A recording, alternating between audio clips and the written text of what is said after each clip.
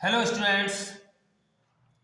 आज की हमारी जो है प्रिज्म की तीसरी वीडियो, जिसमें आज मैं तीन टॉपिक ले रहा हूं। जिसमें हमारा जो पहला जो टॉपिक है वो है आपका dispersion of white light by a prism, और दूसरा है हमारा एंगुलर डिस्पर्सन, और तीसरा है डिस्पर्सिव पावर, और इससे रिलेटेड एक एनसीईआरटी बुक का न्यूमेरिकल। ठीक है ना स्टूडेंट। तो आज के हमारे ये तीन टॉपिक हैं, चलो हम इसको देखते हैं। तो सबसे पहले हम बात करते हैं dispersion of white light by a prism. तो स्टूडेंट, इसके बारे में आप 10th क्लास में भी स्टडी कर चुके हैं, तो मैं एक बार आपको बता देता हूँ विद डेफिनेशन। तो क्या होता है डिस्पर्सन ऑफ वाइट लाइट? देखिए स्टूडेंट, सबसे पहले कि जब हम किसी प्रिज्म पर वाइट लाइट इंसिडेंट करते हैं, वाइट लाइट, तो स्टूडेंट्स ये जो लाइट है वाइट लाइट, स्टूडेंट उसको कहते हैं जैसे सनलाइट जो होती है, जो कि 7 कलर से मिलकर बनी होती है, तो उसी के बारे में उसको ही हम बोलते हैं वाइट लाइट। तो ये जो है white light after refracting by a prism, ये क्या होती है, इस 7 कलर्स में ब्रेक यानी स्प्लिट हो जाती है। इसी को हम कहते हैं student dispersion of white light. यानी ये जो 7 कलर्स होंगे आपके, सबसे ऊपर जो आएगा आपका रेड, और सबसे नीचे वॉयलेट, यानी अकॉर्डिंग टू बिवग्योर। तो स्टूडेंट बिवग्योर, इसका मतलब स्टूडेंट होता है violet, indigo, blue, green, yellow, orange and red. Red सबसे ऊपर आता है स्टूडेंट, और ब्लू और वॉयलेट सबसे नीचे। शेष जो आपके 5 कलर्स हैं वो इसके बीच में आते हैं स्टूडेंट, ध्यान रखना। तो चलो हम इसको अब डिटेल में मैं एक बार और समझाता हूँ। इसकी जो डेफिनेशन है, dispersion of white light by a prism क्या होती है। तो अगर यदि आपको इसकी डेफिनेशन लिखनी है तो लिख सकते हैं कि when a beam of light, white light,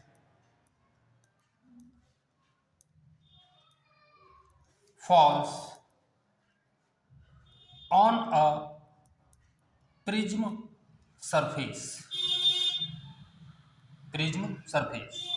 then it, after refracting by a prism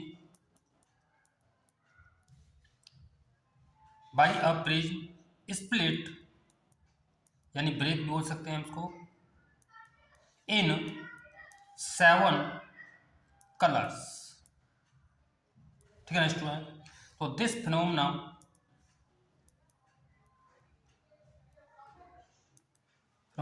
is called dispersion of light, dispersion of light। Student एक बार और समझें कि जब हमने किसी प्रिज्म के एक सरफेस पर वाइट लाइट इंसिडेंट करते हैं, तो प्रिज्म से रिफ्रैक्शन के बाद ये 7 कलर्स में ब्रेक हो जाती है, स्प्लिट हो जाती है। इसी फिनोमेना को हम क्या कहते हैं, डिस्पर्सन ऑफ लाइट। स्टूडेंट ये जो अकॉर्डिंग बिवग्योर, ठीक है ना स्टूडेंट, सबसे पहले सबसे ऊपर जो लाइट आएगी आपकी रेड कलर की आएगी, और सबसे नीचे वॉलेट, और शेष जो है 5 कलर्स उसके बीच में रहेंगे।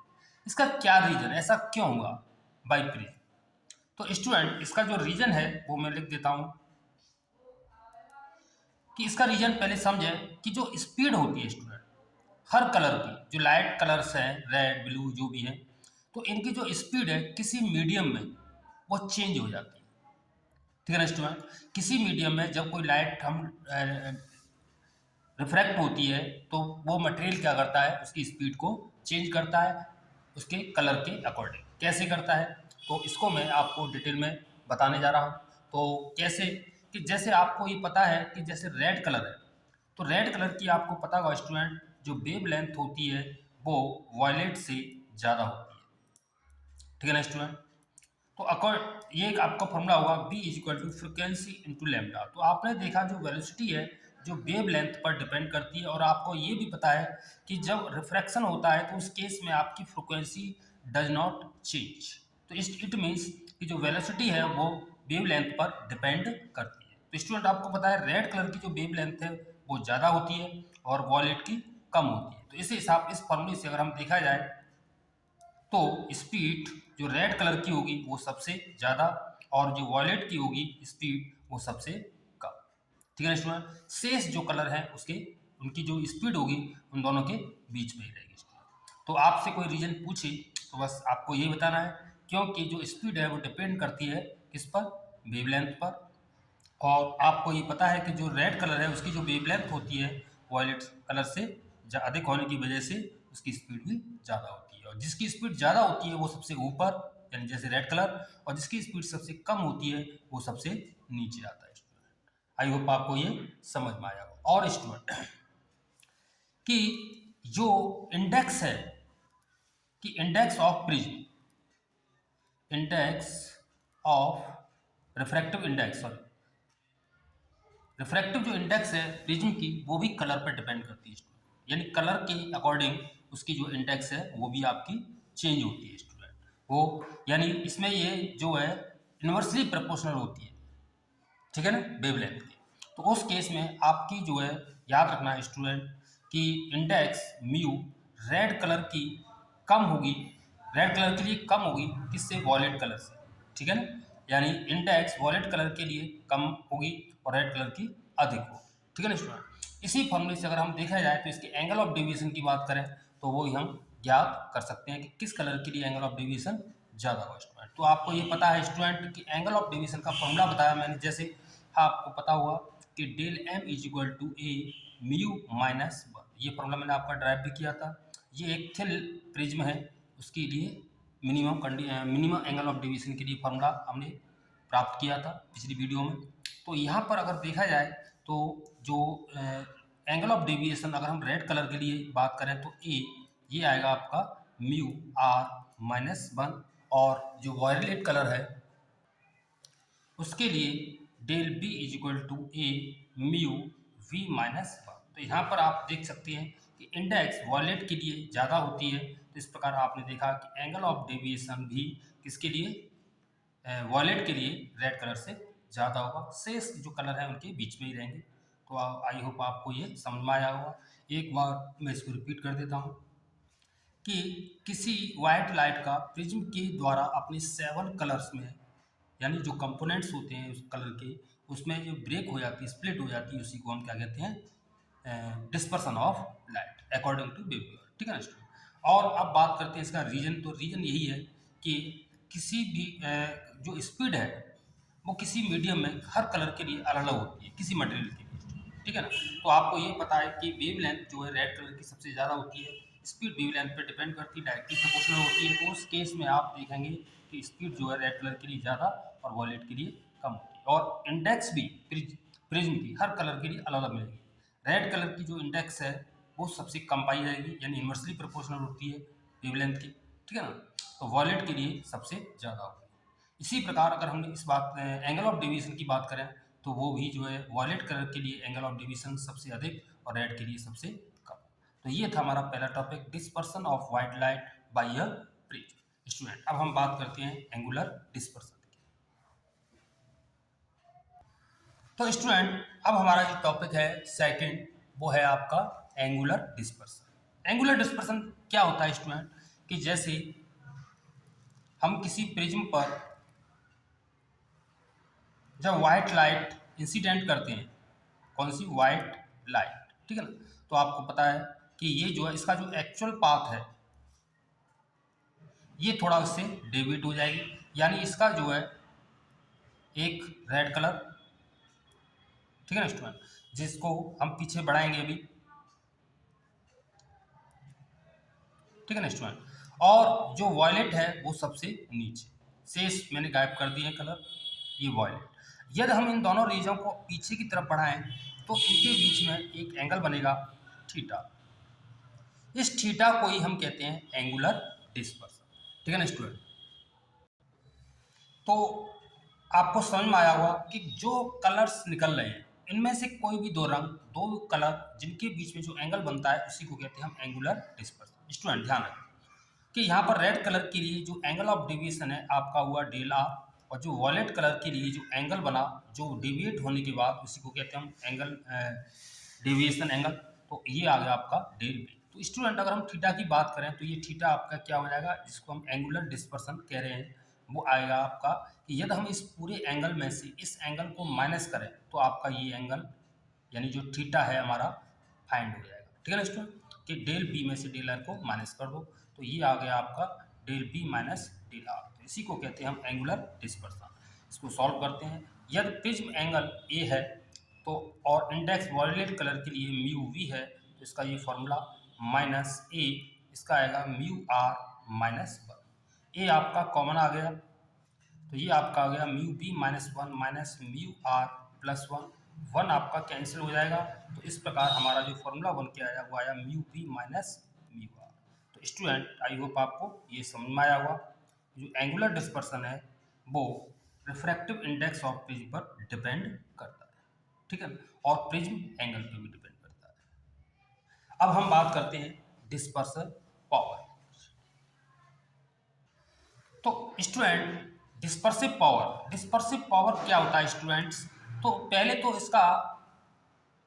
इसे फील करें, फिर इसकी हम डेफिनेशन पर जाएंगे। तो डिस्पर्सिव पावर है क्या, हम क्यों पढ़ रहे हैं किसी प्रिज्म की।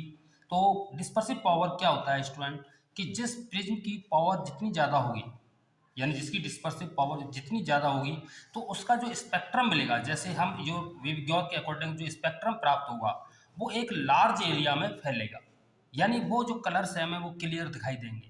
यानी जिस प्रिज्म की पावर जितनी ज़्यादा होगी वो स्पेक्ट्रम जो है इतने ही लार्ज एरिया में क्या करेगा, स्प्रेड करेगा। ठीक है ना स्टूडेंट, तो इसलिए हम इसको कहते हैं डिस्पर्सिव पावर। तो स्टूडेंट तो ये है इसकी डेफिनेशन कि the power of transparent medium to separate different colors of light by refracting या रिफ्रैक्शन। ठीक है, तो यानी जो जितना ज़्यादा रिफ्रैक्शन करेगा, यानी जितना ज़्यादा फैलाव करेगा, जितना ज़्यादा आपका जो है लार्ज एरिया में उसको फैलाएगा, क्लियर दिखाएगा, उसी को हम कहते हैं डिस्पर्सिव पावर स्टूडेंट। तो ये डिस्पर्सिव पावर है, तो इसका जो फॉर्मूला होता है स्टूडेंट, तो इसको हम जो है ओमेगा से डिनोट करते हैं, यानी dispersive power omega is equal to, इसका फॉर्मूला होता है angular dispersion upon the angle of deviation for the mean wavelength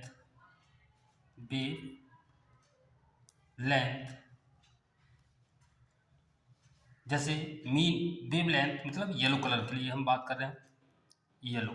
ठीक है, तो इसको एक बार और डेफिनेशन समझें। इसकी हम डेफिनेशन दूसरी ये ले सकते हैं कि it is the ratio of angular dispersion and the angle of deviation for the mean wave length, यानी जो वेव लेंथ है उसका मीन निकालने के बाद उसका हम जो है एंगुलर डिस्पर्सन जो हम थीटा निकाल चुके हैं उसमें डिवाइड कर दें, तो हमारी उस प्रिज्म के लिए डिस्पर्सिव पावर फाइंड हो जाएगी। तो इसको हम आगे सॉल्व करते हैं। तो ये आ जाएगा आपका omega is equal to theta upon yellow colour के लिए मीन, यानी जो मीन आएगा वो येलो कलर आएगा, यानी अभी हम इसको एंगल ऑफ डेविएशन के रूप में लिखते हैं, यानी मीन।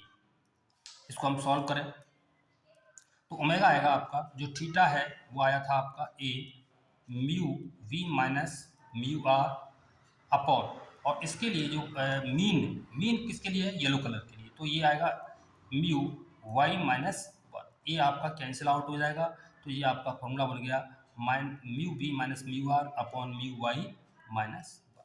तो ये था हमारा dispersive power omega is equal to mu V minus mu R upon mu Y minus one. इसकी कोई यूनिट नहीं होती है स्टूडेंट, स्टूडेंट जो डिस्पर्सिव पावर है वो जो डिपेंड करती है upon the material of prism, जो मटेरियल हम यूज कर रहे हैं प्रिज्म में उसकी मटेरियल पर डिपेंड करती है डिस्पर्सिव। तो depend upon the material of prism. ठीक है स्टूडेंट, ये बोर्ड एग्जाम में कभी कभी पूछ लिया जाता है, तो ये आपको करना है। तो स्टूडेंट मैं थोड़ा सा और इसके बारे में थोड़ा एनालिसिस कराता हूँ। जैसे नोट कर लेना इस चीज़ को कि जो फ्लिंट कांच के लिए अगर हम बात करें डिस्पर्सिव पावर, तो वो अधिक होती है क्राउन कांच से, यानी डिस्पर्सिव पावर जो है फ्लिंट कांच के लिए सबसे अधिक होती है और क्राउन कांच के लिए कम होती है स्टूडेंट। ठीक है ना स्टूडेंट। तो इस प्रकार जो डिस्पर्सिव पावर है वो क्या होगा कि जिस प्रिज्म की डिस्पर्सिव पावर ज़्यादा होगी तो उसका जो स्पेक्ट्रम मिलेगा मैं स्टूडेंट डिस्पर्सिव, यानी जो स्पेक्ट्रम हमें मिलेगा 7 कलर का, वो एक लार्ज एरिया में, ज़्यादा से ज़्यादा एरिया में वो फैलेगा। ठीक है ना स्टूडेंट, तो स्प्रेड हो जाएगा। तो इसका मतलब ये है कि आपकी जो है पावर ऑफ जो डिस्पर्सिव, तो वो जो है प्रिज्म के लिए बहुत ज़रूरी है, तभी हमें वो क्लियरिटी दिखाई देगी। चलो इससे रिलेटेड एक न्यूमेरिकल लेते हैं स्टूडेंट। अब वो न्यूमेरिकल क्या है स्टूडेंट, देख एक क्वेश्चन है कि फाइंड द डिस्पर्सिव पावर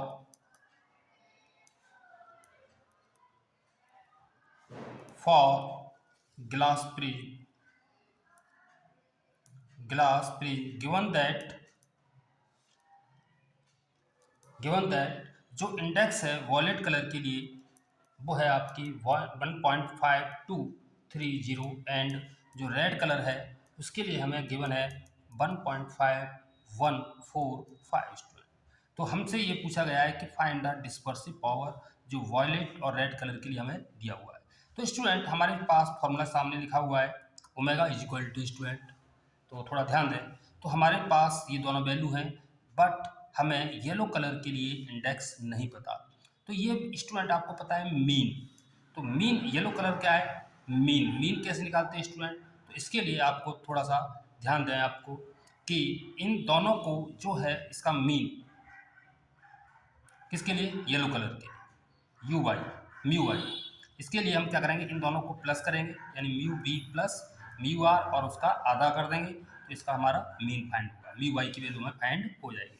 तो क्या आएगी स्टूडेंट 1.5230 प्लस 1.5145 अपॉन 2।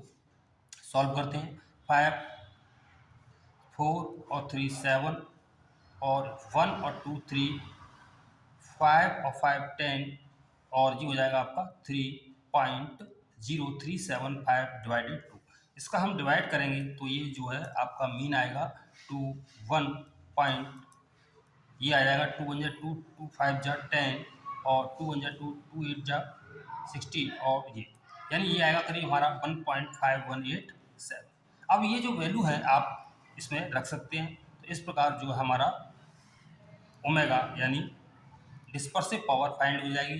तो म्यू बी है आपकी 1.5230 माइनस और म्यू आर है 1.5145 अपॉन, और जो म्यू वाई है वो आपका आया है हमारा 1.5187 और माइनस 1। इसको हम सॉल्व कर लेंगे।